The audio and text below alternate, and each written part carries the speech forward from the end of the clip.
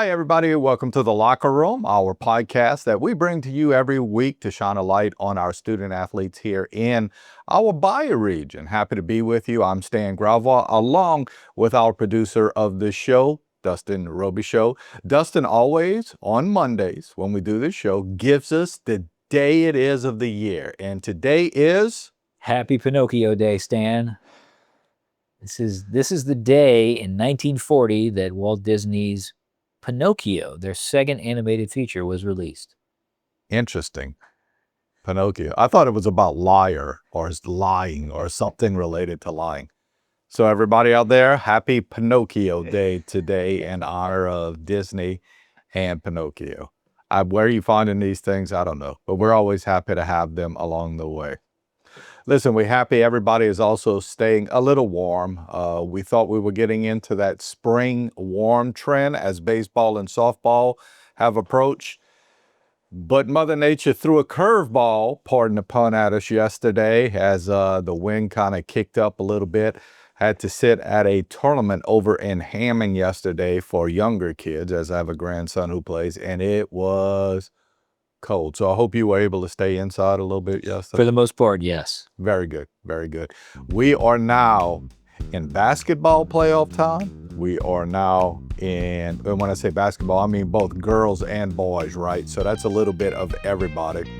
We are also in season for baseball and softball. We are in season for bowling. We are in season for powerlifting, although that is sort of coming to a close here. What am I forgetting? Tennis is in session. Golf is in session. So we have a ton of sports going on, but obviously we want to pay attention to those related to the playoffs. Boys are being announced today. We do know that, when you talk about the different divisions and classifications, we're going to have Thibodaux High School, Terrebonne High School, H.L. Bourgeois High School, all in the boys basketball playoffs in Division I. In Division II, we're going to have Vanderbilt and South Lafourche, because I got to remember South Lafourche plays in 4A, but they're going to be in a Division I basketball bracket. Then you get down to Division II. In Division II, you're going to have Vanderbilt Catholic in there, no doubt, in the select bracket. And in the non-select bracket, you're going to have Assumption High School along with Ellendale Memorial playing there. CCA going to be in the Division I bracket. We're talking about boys now, along with Central Catholic. So we wish all of the teams well, but they're just getting started. Whereas the girls are moving on just a little bit, right? They're in round 2, and we have a ton of teams in round 2. And we're going to save that talk as we're going to bring on Casey Gisclair. Casey, obviously, a guy in our area who keeps up with everything sports, has been really, focusing in on basketball. So we're going to talk to Casey a little bit about that. And we do hope that you can go out and enjoy a softball or baseball game, as it is supposed to get warmer again towards the end of this week. There are a lot of tournaments going on in town. There's just 2, if I'm not mistaken, softball teams that haven't hit the field yet. But all of our baseball teams are all around 8 and 9, some 10 games played already. Softball, most of our local schools have played at least 3, some 4 games already. So we're moving on. It's springtime, and we hope that you go out and you support those kids in their endeavors. As I mentioned, we are going to turn it over and talk to Casey. Let's talk basketball. Always happy to have Casey with us, as he is sort of our go-to expert in the area. And now that we are in the basketball playoffs, it's go time. Actually, for the girls, it's sort of been go time as they're in the second round of the playoffs. Casey, thanks so much for the time. Hope you've been doing well. Have been doing well, man. It's been a busy time, but a very fun time with the boys and girls playoffs, soccer playoffs, and the start of baseball and softball. We're all over the place, but we wouldn't have it any other way. Let's start off by talking about the girls who are entering the second round. A lot of games that are going to be happening tonight related to that second round. First, we start in Division I. Talk about the teams still in the playoffs, what we might expect. I'm sure you're going to be at one or more of those games in the next few, I say days, hopefully weeks, right? Yeah, man. Big night tonight. We got some locals that are going to be competing. Unfortunately, a lot of them are going to be on the road, but that's okay. I'm going to be at Denham Springs tonight watching the Lady Tarpons take on Denham Springs. Ironically enough, the best player for Denham Springs is Victoriana Nelson. Remember that name? Nelson. There's who used to play for South Lafourche. Her little sister Preya is a star player at Denham Springs now. Is that right? Yeah, so there's going to be some local ties there. We'll be following Terrebonne and Sulphur. I'm going to tell you, man, I think Terrebonne could play with Sulphur tonight. I think that they've got a very good shot. And, of course, you look around the area, you got Vanderbilt and E.D. White at home. I don't think they're going to see a challenge tonight. Later in the week, of course, I do think it's going to be a little more stiff for them. So our ladies are navigating through. I thought it was super impressive. Every one of our local 4A district teams won their opening round game or had a bye. So our girls basketball team's flexing their muscles, man. Yep, very good. And you mentioned that. I'm thinking Lutch is still in it and South Terrebonne's still in it. From that perspective, I don't remember the last time South Terrebonne won a playoff game. I was trying to think if that was under Nick Sinak when they had Fleming, but I don't even know if they won any playoff games. I know they were pretty good during the time. All that being said, I'm going to go back to a statement you made a little bit earlier. Maybe Terrebonne, if they play well, can beat Sulphur, you mentioned. We still have sort of a regional perspective to the state where if you're playing a team from a certain area, unfortunately for the Lady Tarpons, I think Denham Springs is going to be good, right? Oh, yeah. You're going to have to go and play your A game, right? But sometimes you play a team from maybe middle Louisiana, the Alexandria area or somewhere else where you wouldn't be surprised if a lower seed wins. Your thoughts? 100%. Look, I could tell you from some of the coaches that we were talking to, there were some teams seeded 1 through 8 in Division I non-select. And I'm not going to mention the school's names, but the coaches were raising their hands saying, hey, I hope I'm paired up with that school. Unfortunately, the local schools were not paired up with that school, and they've kind of all got interesting draws. But absolutely, the way that the season has fell, there are some teams that you want to see. There are some teams that you don't necessarily want to see. And boy, it's profound in the girls. The boys, it ever. I know we're going to jump into the men in a second. It's even more profound in the men, where your draw is going to determine and dictate so much of where you go. And there are some teams that are not great seeds that could win a lot of games on that other bracket when we start talking about the men. You talked about Vanderbilt and E.D. White as they had buys, probably being heavy favorites tonight. What would surprise you in this second round, or would anything surprise you in this second round? Yeah, look, if there is a surprise for me, if Haynes Academy is able to challenge E.D. White in any way, I would be surprised by that. E.D. White played him in the regular season, and I know you look at it and you say, well, it's a 7 versus a 10. If E.D. White has any struggles or any hiccups at all, I'd be surprised by that. I think that the rest of our local teams are going to have a little more of a grind. You look at Vanderbilt, they're 6 playing an 11. Hannon, on paper, it looks like a more favorable matchup, but Hannon actually ran with Vanderbilt during the season. They played one another. It was a fairly close game. So I think our 2 Division II teams are going to be safe. It's going to be a challenge for everybody else, but I do think E.D. White of our local teams is the safest to be in the quarterfinals. And I think it's worth congratulating Terrebonne for winning 8-5 Yes. basketball. I think it's worth congratulating both South Lafourche, all of South Lafourche, Vanderbilt Catholic, and E.D. White. By the way, was that a matchup situation where, E.D. White maybe matched up better with Vanderbilt, but then Vanderbilt matched up better with South? How did that all work? Oh, Coach Kathy Luke says it was, they were a little spooked playing Vanderbilt, and then, they all like to say, different things. It just came down to execution. If the teams would have all played series against one another, they would have been 7-game series, everybody. They're all evenly matched, man. They could all beat one another on any given day, especially on that 4A side between Vanderbilt. They have the high-end talent with the Journey Johnson, Tiana Stewart, maybe not as much depth. E.D. White has Ingram and Kylie Johnson, who are incredible with shooters all over the floor. South Lafourche, maybe a little more depth, maybe play a little bit more kids. Those teams, they say styles make fights. It just so happened that, the styles dictated that Vanderbilt beat South Lafourche. E.D. White beat Vanderbilt, and then South Lafourche beat E.D. White. That's just the way the chips fell. Yep. Listen, we wish the best of luck to South Terrebonne as they'll be in that second round tonight. And South Terrebonne truly has to have like a cycle. You know, they have to have a group of girls, and they have that with Shania Stokes and Kylie Arsenault and those type people. So we wish them well.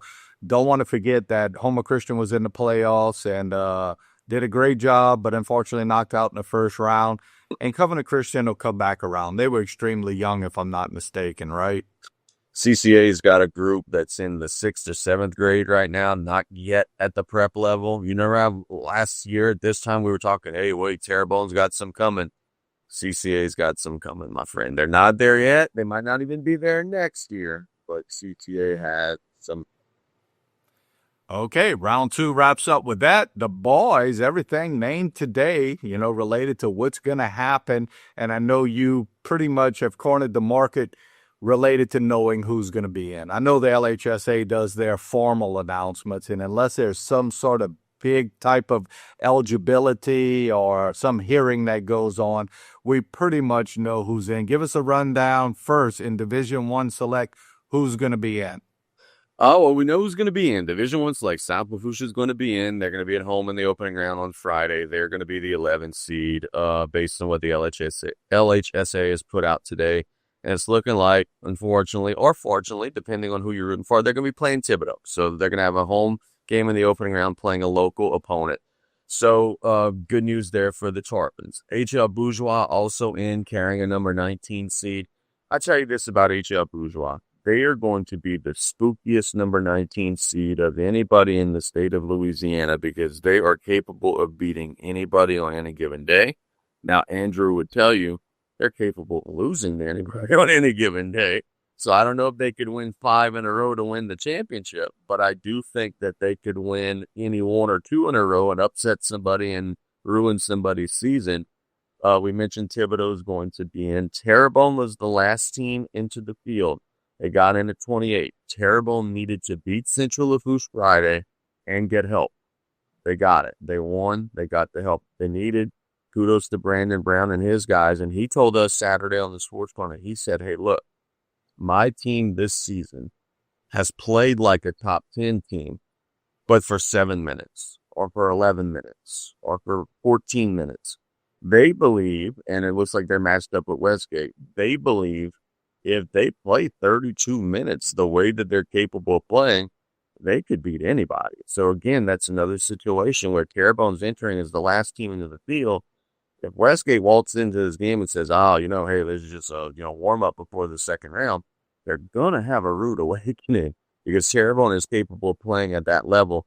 That's just the Division I non-select numbers. Jumping into Division II non-select, Ellender's going to be in. They're going to be at home in the opening round. Looks like they'll be playing Albany in the opening round. So good situation for the Patriots. Look, I tell you this, Coach Cornell Scott was in a unique situation and is in a unique situation. They don't have a gym still.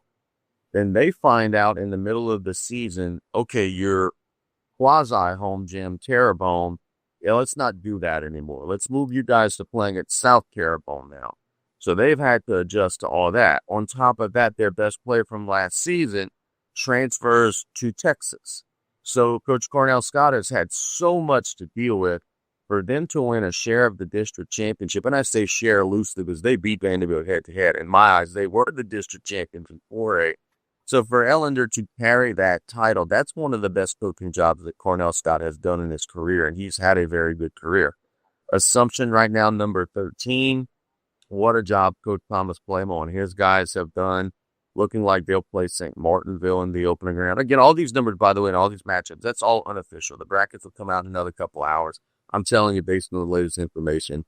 Letcher from our local district at 23, they're going to get in. Now we go to the select side, Division II Select. Vanderbilt looking like they're going to carry the 16 seed and play McKinley. I tell you this about Vanderbilt, with the way that Jaden Coleman is playing right now in a single game situation, they're a nightmare draw, man. He scores 35, 40 points every time he takes the floor. So in any one game, I probably wouldn't want to face them. And then Division IV Select, you got Central Catholic of Morgan City who's going to carry an opening round bye. with that number 4 overall seed. Interesting. Yeah, you mentioned a lot of that related to who's hot and who's not. And as you were talking about Assumption, I was thinking there was a time where I wouldn't have wanted to go anywhere around Assumption, and then district play just sort of didn't go as well. And then all of a sudden, Ellender kind of in district play flexes their muscle, so to speak, just a little bit. So I guess it's who's hot and who's not as we enter all of this. Nonetheless, we're going to find out after this week. And you're right. When it comes into relation to South Lafourche playing Thibodeau, if you're a casual observer, if you're not, Coach Polkley, or you're not Coach Clark, who's saying, I like this matchup or I don't like it. We all we didn't want this to happen now. Let's let this happen down the line a little bit. Because Thibodeau is one of those teams who certainly has gotten hot of late, and they've been playing well. I'm going to flip the switch just a little bit. I know it's something you haven't been out to very much yet because basketball obviously is winding down, but baseball has gotten started. Plenty of the baseball teams in our area now have 7 and 8 games under their belt. Then you go over to softball, which just got started early this past week. That being said, anything with baseball or softball has struck you as being odd so far? Or is it I kind of thought it would be what it is? Well, the first two things that jump out are not surprises. Vanderbilt and CCA are both very, very good. And they are just about every year. Vanderbilt's ability to hit home runs this year for a high school team is incredible. I mean, every night that they play, they're sending me numbers like, hey, we've hit 2 home runs this game. I know the Menard kid has 2 or 3 this year. The Gilbo kid has 2 or 3 this year. Their ability to change the game with one swing at the high school level is unbelievable. CCA, they have tasted their own blood a little bit this season. They are 7-1. They lost the Catholic of Baton Rouge. They were down in the 7th inning against St. Aug, had to come back. They were down, I think, 4 or 5 runs against Central Catholic and had to come back. They're dealing with some adversity with a tough schedule and everything. Owen Tristler not all the way back 100%, though he is out there playing and swinging the bat. But that's by design. They wanted to deal with that. Joe said, hey, we were 34-0 last year, but it was like Mike Tyson. Nobody ever punched his back. They wanted to be punched back this year, to be more tested for the playoffs. Outside of those two, the thing that stands out to me, and it's a nice story in the early season, not a huge surprise, but Houma Christian's really good, man. They got some really good wins. They've beaten Thibodeau. They've played at a high level. They've beaten a lot of local teams. So don't forget about the Christian Warriors when you're listing our local teams. I know I got them in our rankings every week now because they have played at such a high level, man. They're doing a really good job out there off Valhalla. I agree. And not only are they very competitive in winning games, but the schedule is not bad. Yeah. I mean, it's not like you're going out and just playing, schools that are B, C, single A schools. So I agree with you on Houma Christian related to that. Of course, we'll keep our eye on that as things come up. What's on the, you did mention that you would be in Denham Springs tonight. What else is going on throughout the week, or is it day by day you have to plan things? Right now, it's day by day just visits, all predicated on who's going to win tonight and all that good stuff. But we will be at some second-round girls playoff games tonight. Then we'll look to sneak out to maybe a little baseball, maybe a little softball during the midweek while our basketball teams are kind of on pause. Thursday, should any of our local teams be alive, and we do expect that they will be for the third round, could perhaps get an opportunity there if one of our local teams is at home. And then Friday night, we'll be hot and heavy starting off the boys basketball playoffs. So it's not ideal for scheduling because we don't know where we're going to be on any given day. It's all predicated on who wins and who loses, but we will be ripping and roaring all week long following our local teams. And as all the professionals do whenever they're interviewing and stuff, where can we find you at? Obviously, it's pretty easy, but tell everybody if they want to find out what you're either broadcasting, with your writing, whatever the case may be, where can they find you, Casey? Yeah, 100%. I appreciate that. Just type Bayou Sports, BY-U Sports on Facebook. If you're not already following us, just hit follow. I mean, everything we post from there is going to show up on your news feed. We live broadcasts, full sporting events there. We publish sports news throughout the week there. That's probably the easiest way. If you miss a game and you want to go back and watch, you could find us on YouTube. You go to YouTube and you type by BY-U Sport, hit subscribe there. After the fact, we upload all of our games there, and that our YouTube channel is growing, and we do have plans to start doing some YouTube specific contacts and content, some coaches shows and some different things. So follow us there. And if you want to just hear me shoot the bull about sports every week, we do play-by-play every day from 12 to 2 on PLEB on Coastal Broadcast and 102.7 FM and 1600 AM. And then every Saturday morning from 10 to 12, we have the Sports Corner on the same network. Awesome. As always, thank you for the time. Keep up the good work, and we'll stay in touch. Oh, for sure, man. Can't wait to come back on again. Always great to have Casey on. As a matter of fact, next week we'll get caught up more with basketball and let you know who advanced in the first round for the boys and what girls teams are just about to punch their ticket to go to Hammond to play at Southeastern in what is the Utopia, the University Center in Hammond is where all of our girls teams want to end up playing. So we do hope that we have some that will be playing there. Again, thanks to Casey for adding some insight to that. I implore you, go out and support these kids as they are trying to do some positive things out there. Lots of baseball, lots of softball, bowling if you have the opportunity to get out there. Usually that's a little bit earlier in the day, so it's hard to get out to. Tennis, I hope the wind comes down because I don't know how you could play tennis right now. And we do hope it gets warmer for the end of this week. Thanks for tuning in, folks. We'll be back with another episode of The Locker Room next Monday.